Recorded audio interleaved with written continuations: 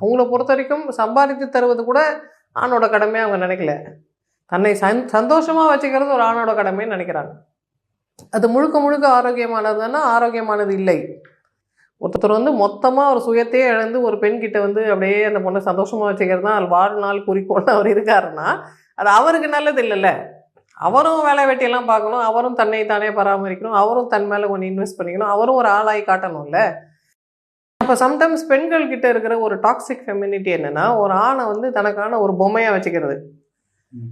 அது ஒரு கடலிங் டாய் மாதிரி. நான் கூப்பிட்டா அது வரும், நான் பேசணுன்னா அது பேசும், நான் கொஞ்சணுன்னா அது கொஞ்சம், வெளில கூட்டிகிட்டு போனால் வெளில கூட்டிகிட்டு போகணும். இவங்க ஆசைப்படுறதெல்லாம் ஜீபூம்போ மாதிரி செய்கிறதுக்கு ஆண்கள் ஒன்றும் அலாவுதீன் விலக்கு இல்லைல்ல.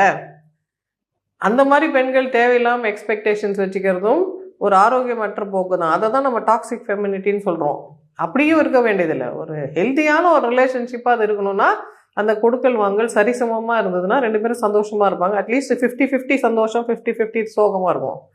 நான் எல்லாம் இழக்கிறேன், நான் எல்லாம் கொடுக்குறேன், அந்த மனுஷன் திரும்பி கூட பார்க்க மாட்டேன்றாருன்னா அந்த பெண்களால் அந்த டாக்ஸிசிட்டியை, அந்த நெக்லெக்டை, அந்த புறக்கணிப்பை, அந்த பாராமுகத்தை, நான் முக்கியம் இல்லையா, எனக்கு மரியாதை இல்லையா, நான் ஒரு பொம்பளை இல்லையான்னு அந்த கோவத்தை பெண்களால் தாங்கவே முடியறதில்லை.